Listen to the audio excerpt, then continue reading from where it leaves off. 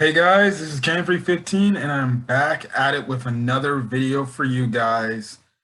And I am back with another Clippers game recap. Man, was that a good damn game.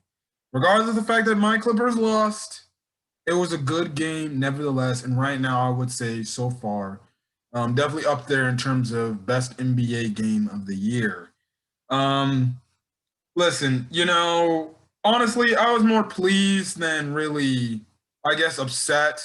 It was a hard fought game.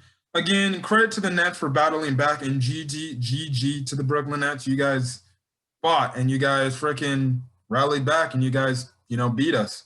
But, there was only like a short number of things that I was kind of pretty upset about. If anything, some of them were kind of nitpicky, especially, well, I guess you can say the refs, but whatever. Um, but yeah, so the Clippers fall to the Brooklyn Nets 124 to 120. Obviously, for our Clippers, our standouts are Kawhi Leonard, Paul George, Nicholas Batum, Marcus Morris was another standout. Listen,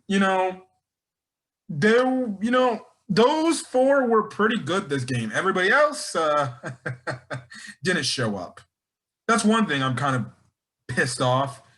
Reggie Jackson, he was all right. He only finished with 9 points tonight and went 3 of 9 from the field, hit two of his 3-point shots. Some of them were pretty clutch. I thought Reggie Jackson, of all the other players, other than the four I mentioned that actually did pretty good, I thought he played a pretty solid game.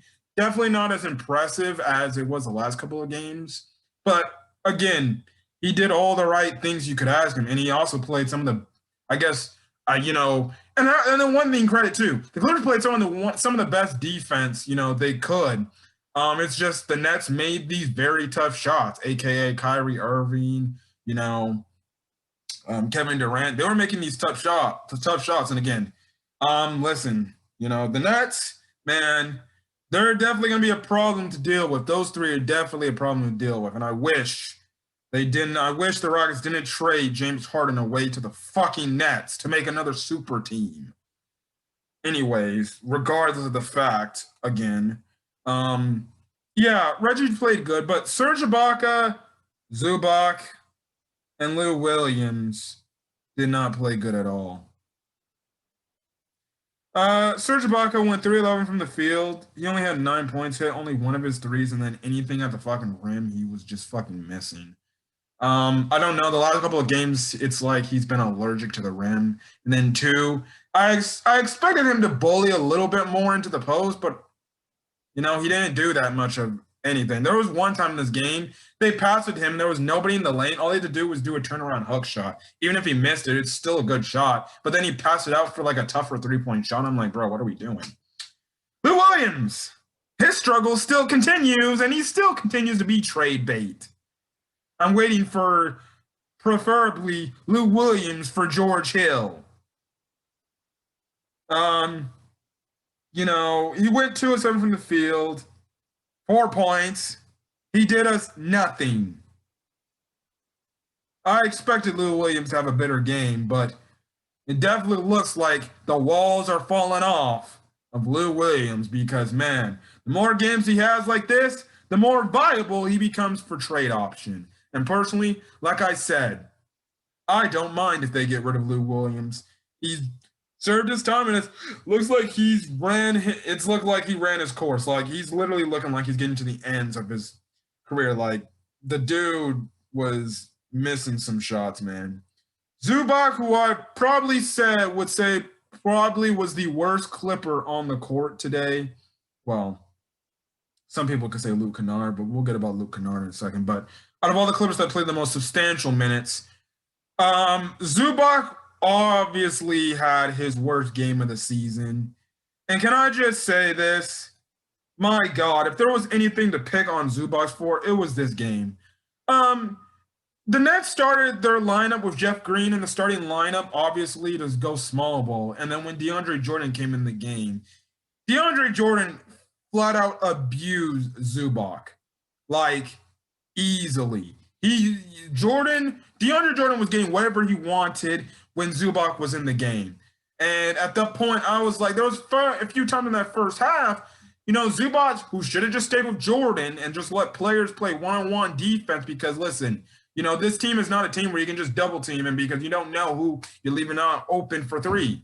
But, there was sometimes Kyrie Irving would just dribble the ball, and for some reason, Zubac would come up to try to double or at least get something. It would let DeAndre Jordan loose, and guess what? DeAndre Jordan just catching these lobs.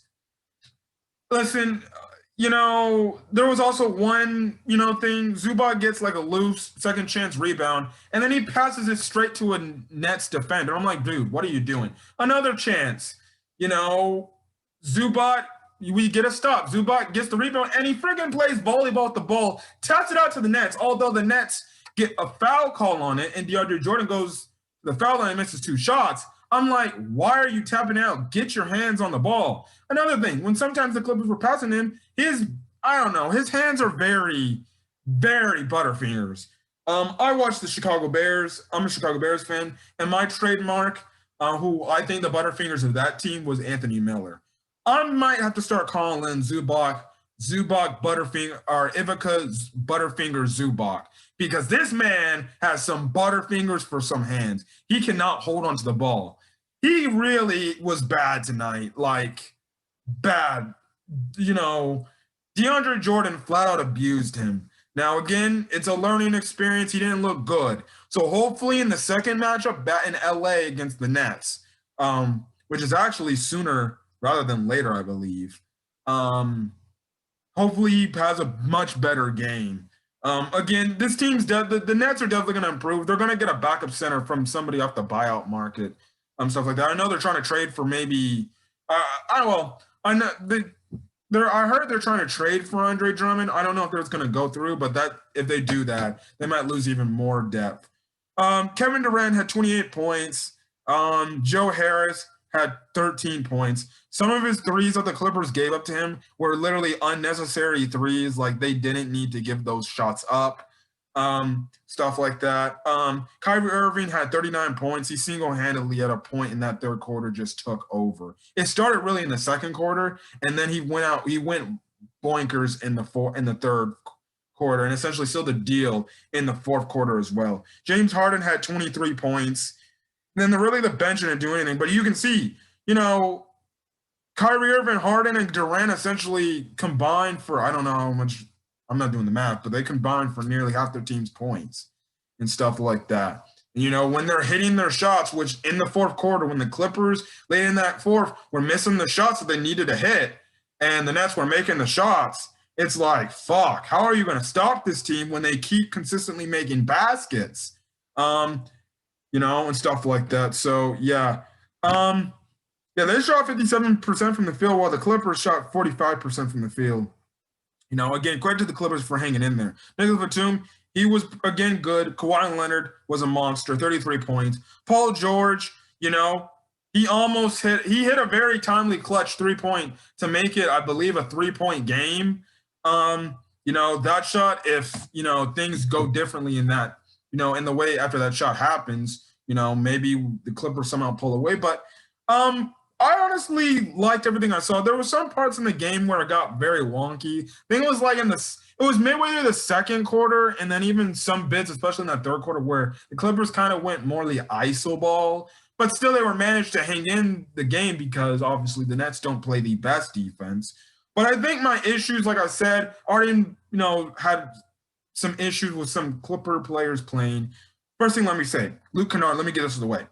I'm just going to say this. I think I said it in my freaking Knicks, my last game against the Knicks. I told you guys so, that Luke Kennard, if he isn't going to come out there and, hit the shots that he needs to hit, he's going to be pulled and he's going to be benched. And that's what happened. Luke Kennard only played 4 minutes in this game. And after the most recent timeout, after he was in the game, what happened? Ty Lue yanked him because Luke Kennard had 2 great looks from 3, and he bricked them. I'm glad he took the shot this time. I'm glad he took the shots. He really did take the shots, and they were on instant like I asked him to do. But if you're not going to make the shot, well then, you might as well take a seat on the bench and try again against the Cavs tomorrow.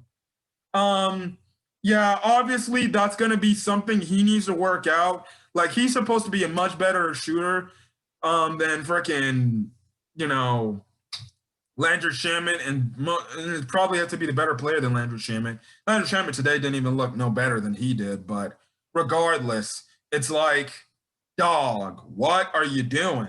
And heck, okay, he missed the first attempt. The Clippers get a second chance rebound, and guess what? They pass it, they kick it back out. He has another chance, wide open look to hit a three, and he misses again. So I'm guessing Ty Lue's like, screw it. We're sitting on the bench, and he just sat the rest of the game. He didn't even see a lick of the court. I think this is going to be an ongoing thing till he steps up his play. Because it seems like the way Ty Lue's coaching this team is, if you are a liability on this team and you are not helping the team whatsoever, you are going to be sitting on the bench for quite a while until I bring you in and you actually come and play. Now, in that case, some Clipper fans are going to have an issue with that. Because obviously people are like, you can't be benching a guy who you're paying 64 mil. Yeah, I know. It's bad, but hey, you got to be in the doghouse to understand. You can say that about Luke Kennard, and I know Reggie Jackson doesn't get paid as much as Luke Kennard's getting paid, but listen, Reggie Jackson for the last couple of games before this road trip wasn't getting any playing time whatsoever.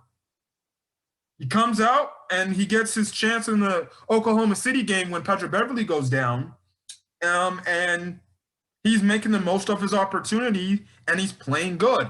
And guess what? He's earning his minutes, which means, like I said, the fact that Reggie Jackson's earning the minutes because he's been playing good, Luke Kennard is going to lose his minutes. And that's what you're watching, guys. I'm calling it for how I'm looking at it. Luke Kennard looks like he's losing it because guess what? He's not bringing anything to this offense. We know he can't really play the best of defense, but if he's not going to be hitting shots, then dog, why are you on the court? I know the Clippers are paying him 64 mil, and you can rightfully, and you have a good point by saying, well, why are they going to sit a guy? Why do they pay him? Listen, the Clippers management thought he was going to be lights out for them. Again, like I said, the last video, the management can go to Ty Lue, but if Ty Lue can easily say, listen, I'm giving him situations to go out there and freaking ball out. He ain't taking the chances. And when he does and he gets the shots, he misses them.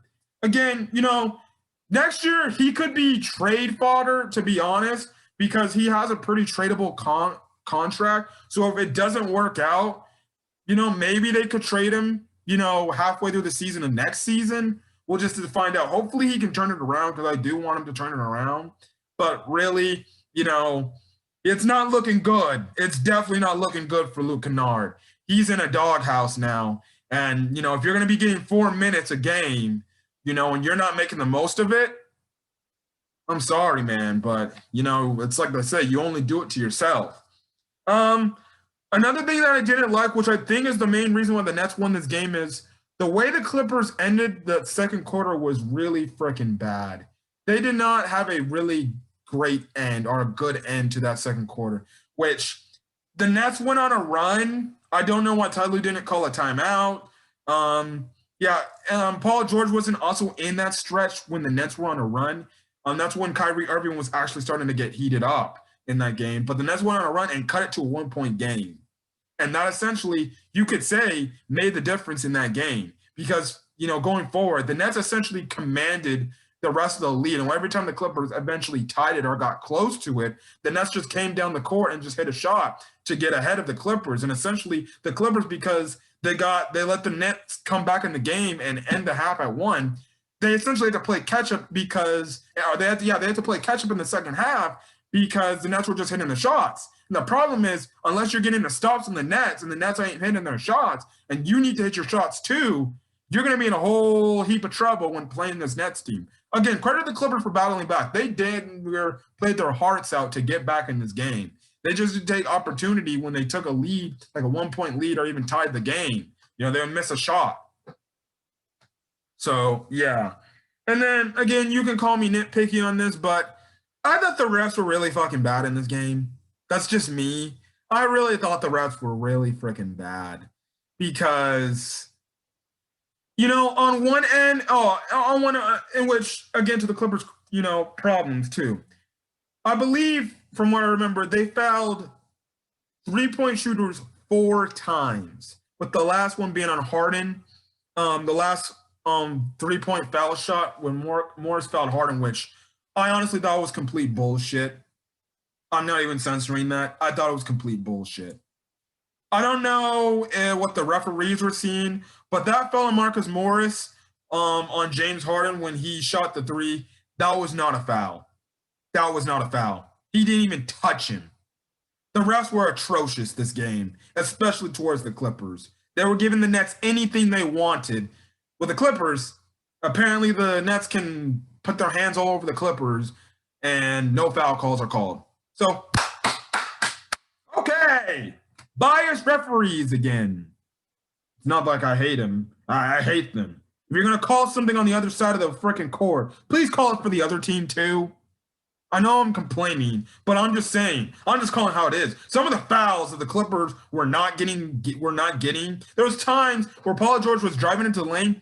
There was clearly contact. No foul call called. Kawhi Leonard, he's posting up. And like James Harden and, Kyrie Irving, they're scratching at the ball and they're putting their chest into him. No foul call. So that makes Kawhi Leonard hit a tougher shot. But okay. Yeah, let's not give them the benefit of the doubt. Okay, but going back to the Clippers fouling the 3-point shooters, that can't happen. That can't happen. I'll excuse the last one. But if you're fouling 4 3-point shooters, you can't do that. You can't. That's another reason why the Clippers lost the game too. Some of those instances, those threes where they fouled the shooter, like, come on, you can't do that. You can't. You have to be smarter. And this team likes to chuck up threes. You can't freaking legit these guys and foul them. But anyways, I like what I see. The Clippers fought as hard as they could. They just came up short. There were some instances where it handled the Clippers. Some players definitely could have played better in this game. But hey, it's another good learning experience. You played a really tough top contender team, a favorite to come out of the East, and who knows, a team you might see later down the line in the playoffs if you make the finals. Personally, if you ask me, I'm going to be nerve-wracking, but that would be a definite fun series to watch. But yeah, that's it. All I got to say, but the Clippers lose, but hey, that's all right. One loss won't hurt. We're 16-6. So yeah, tomorrow we got a game against the Cleveland Cavaliers. I don't know if Kawhi Leonard's going to sit out on this back-to-back. I envision he might, but if he plays, I'll take it. Because guess what? If he'll play it, that's fine. Because he'll get his day of rest. But we'll just see if he will, load manage tomorrow and stuff like that. But again, that's all I gotta say. And also one more thing I gotta say. Hopefully Patrick Beverley, by the time they get back to Los Angeles, he's ready to come back. Because I really feel like the Clippers definitely needed his defense, especially in Kyrie Irving. I'm not saying he could have, stopped Kyrie Irving, that much, but he could have maybe contained him and made him, have tougher shots. I thought the Clippers did a preferably good job on Kevin Durant and freaking Harden. Kyrie Irving was the only game changer. And I think Patrick Beverley could have potentially limited what Kyrie Irving did today. So hopefully he comes back, by the time the Clippers get back to LA, because I'm sorry. As a Clipper fan, I'm really having issues with these diagnoses of a sore knee. If I'm seeing a sore knee, I expect you to come back within 3 to 4 games, not a whole 6-game road trip. If your knee is that sore, I hope you're icing it, and I hope you're not even walking on it. Listen, I don't know. If they're classifying it as a sore knee and something else, I don't know why they just can't classify it as a real injury. Just stop saying it's a sore knee. Because it's going on 2 weeks now. Out with a sore knee, I'm starting to get a little suspect into this medical team BS. I'm not playing games anymore with this whole injury crap. Sore knee? Come on, you can tough it out. All right, but we'll play with the guys we have because our starting point guard has a sore knee. which is another reason why some Clipper fans say I'd trade Patrick Beverley even though he's good. The problem is he gets hurt at the inopportune times. Like, come on, 2 weeks and you still have a sore knee issue? Come on. I played football. I know it's not on the level as these guys, but come on. I was sore playing football 24/7. You can't go out there and play on a knee that's sore. I don't know. Maybe that's so you don't get hurt, cramps. I don't know. That's just my thinking. I'm sorry. I'd play through it if it was me, but I'm not Patrick Beverley. So, yeah. Anyways, I'm gonna get out of here. I'm gonna catch you guys in the next video. If you guys like the video, leave a like. Put in the comment section your thoughts on the game. Was this so far NBA Game of the Year? Until then, guys, hit that subscribe button if you want to get more Clippers content. I don't know if I'm gonna do a game recap on the Cavs game. Probably not. So I'll probably just not do a game recap, so you probably won't see me tomorrow. But other than that, I'm gonna get out first. So hopefully you guys have a great rest of your evening. Until then, guys, I'll see you guys on the next Clippers video. Till then, guys, have a great rest of your night.